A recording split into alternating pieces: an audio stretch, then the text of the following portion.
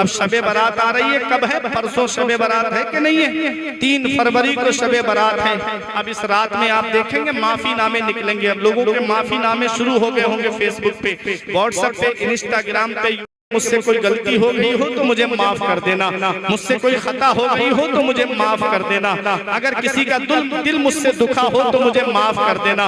घर में बाप नाराज बैठा है, उससे माफी नहीं मांगते। बहन नाराज बैठी है, उससे माफी नहीं मांगते। भाई नाराज है, उससे माफी नहीं मांगते। रिश्तेदार नाराज है, उससे माफी नहीं मांगते। पड़ोसी नाराज है, उससे माफी नहीं मांगते। उन दोस्तों से माफी मांगी जाती है फेसबुक पर जो तुम्हें पहचानते तक नहीं, जो तुम्हें जानते तक नहीं, जो तुम्हारा नाम तक नहीं जानते, तुम उनसे माफी मांग रहे हो। माफी मांगना है तो अपने बाप से मांगो, माफी मांगना है तो अपने भाई से मांगो, माफी मांगना है तो अपने बहन से मांगो। बहन इंतजार करती है शबे बारात पर मेरे भाई के कदम मेरे घर में आ जाते। वो सोचती है कि ईद के मौके पर मेरे भाई के कदम मेरे घर में आ जाते।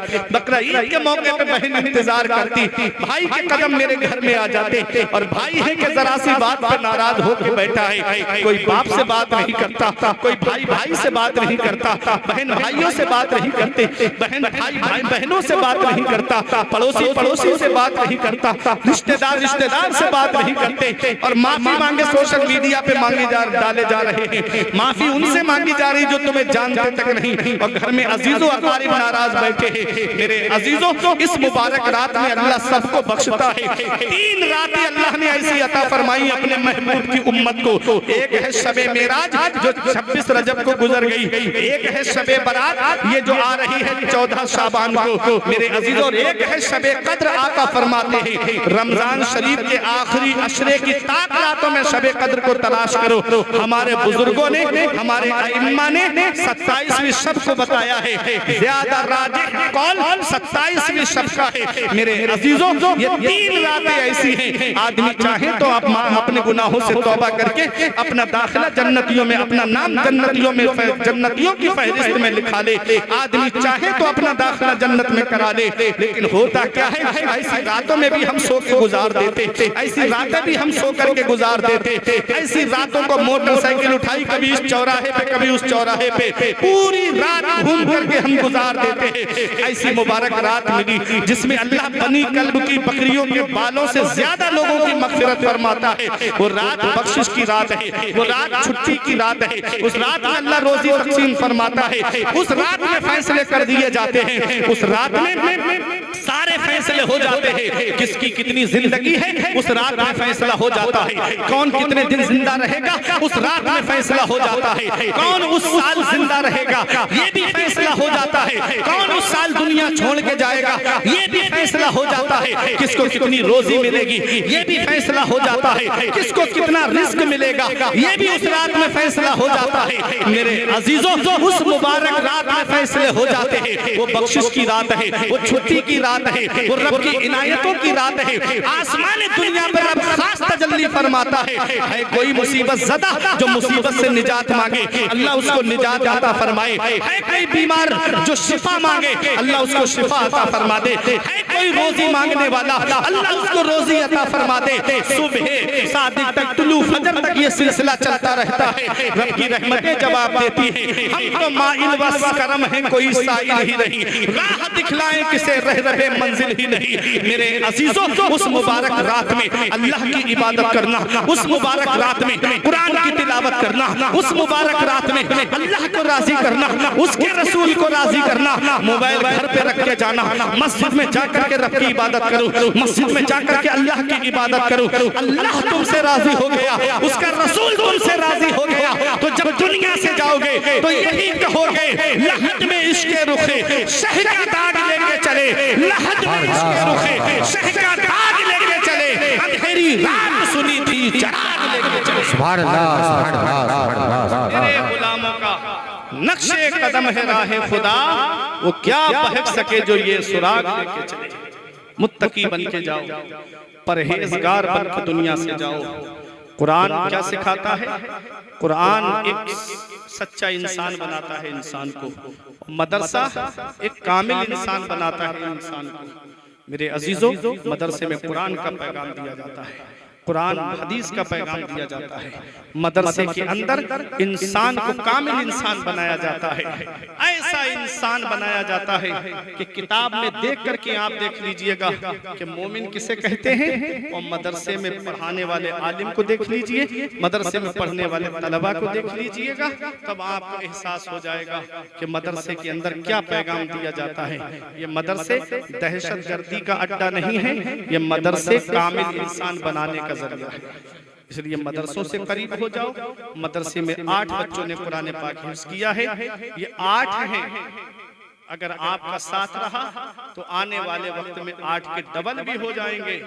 और अगर एक बच्चा भी इनमें से ऐसा निकल गया कि जिसने जाकर के दीन का काम जहां जहां भी किया, तो समझ लो वो तमाम लोगों के लिए बख्शिश का जरिया बन जाएगा।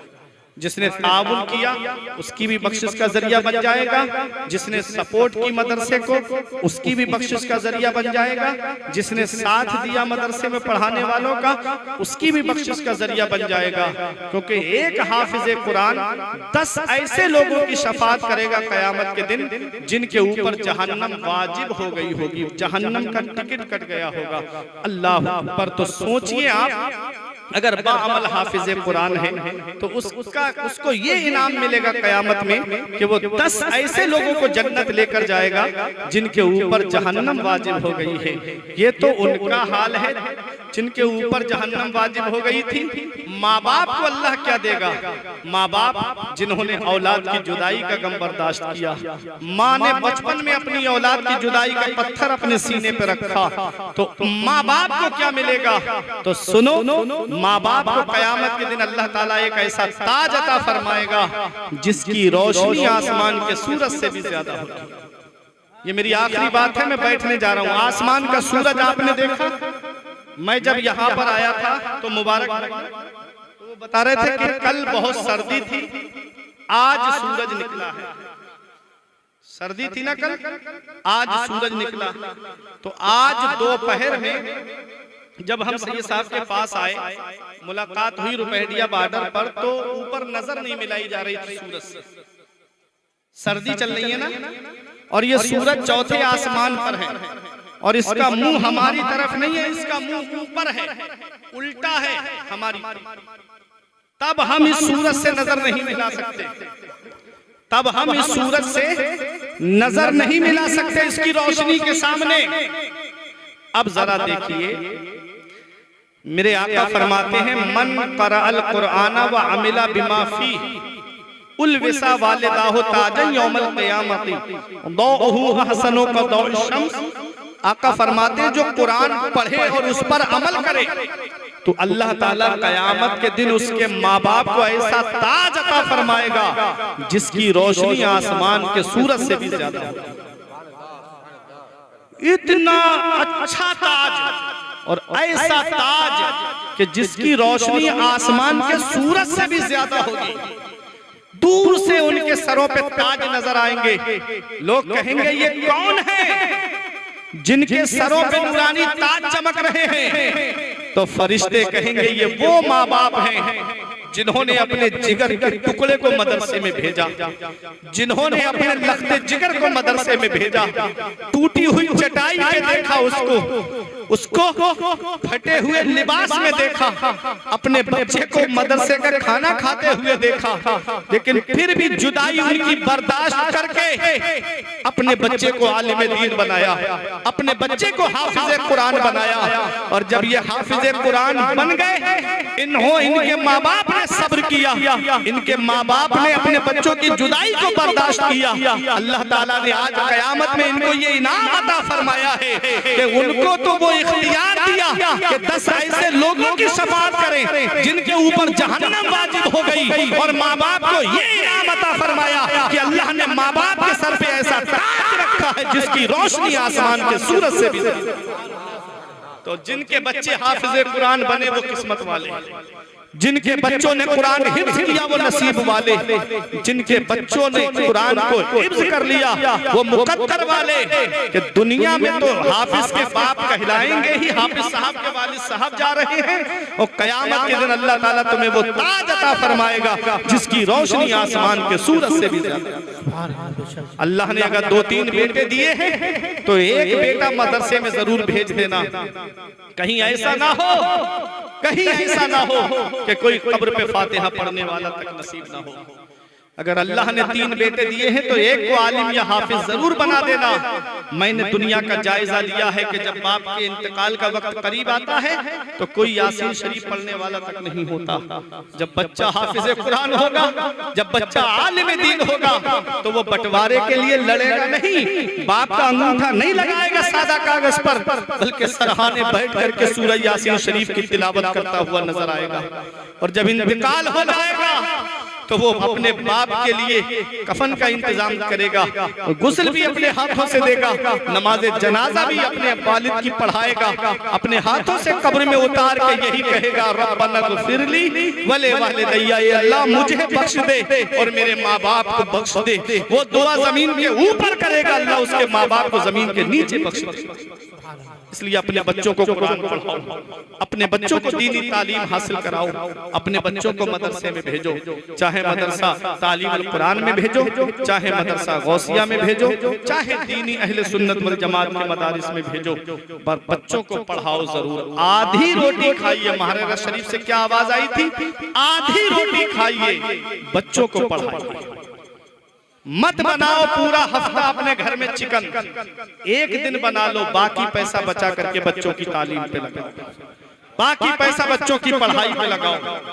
जब तालीम होगी उनके पास, एजुकेशन होगा उनके पास, शिक्षा होगी उनके पास, वो किसी मोड़ पे नाकाम नजर नहीं आएंगे, वो किसी भी मोड़ पर फेल होते नजर नहीं आएंगे।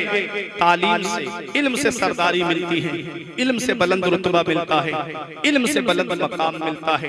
अब तालीम कौन सी हासिल करनी है ये भी कुरान ने हमें बता दिया।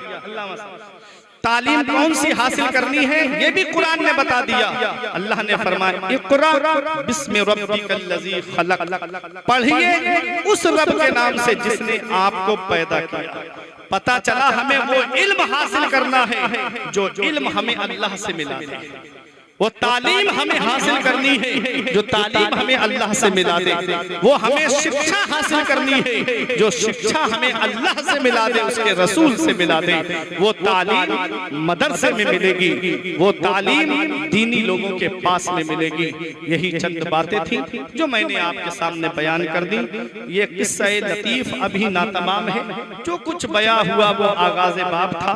तूफान नूह लाने से चश्म फायदा, 2 अश्क ही बहुत है अगर कुछ असर करें। परवरदिगार आलम की बारगाह में दुआ है, अर्ज करने में सबकते लिसानी की वजह से या बतकाज़ा बशरियत कोई गलती हो गई हो तो मौला मुझे माफ फरमाए। मैं तौबा करता हूँ, अस्तगफिरुल्लाह रब्बी मिन कुल्ली ज़ंबि व अतूबु इलैहि। कलमा तैयब पढ़ ले मेरे साथ मिलके, ला इलाहा इल्लल्लाहु मुहम्मदुर रसूलुल्लाह सल्लल्लाहु तआला अलैहि वसल्लम। ये जिंदगी सवारिए दिलशाद कीजिए, लम्हात जिंदगी के ना बर्बाद कीजिए। जब मकसद हयात इबादत खुदा की है, पढ़िए नमाज, मस्जिदें आबाद कीजिए। सभी के सामने एक दिन जरूर आता है, ये हुस्न फानी है लेकिन गुरूर आता है। किसी क्रीम से पाउडर से कुछ नहीं होता, नमाज पढ़ने से चेहरे पे नूर आता है। रही कली तो फूल खिलेंगे, जिंदगी बाकी रही तो नेपाल वालों फिर मिलेंगे। अस्सलाम वालेकुम।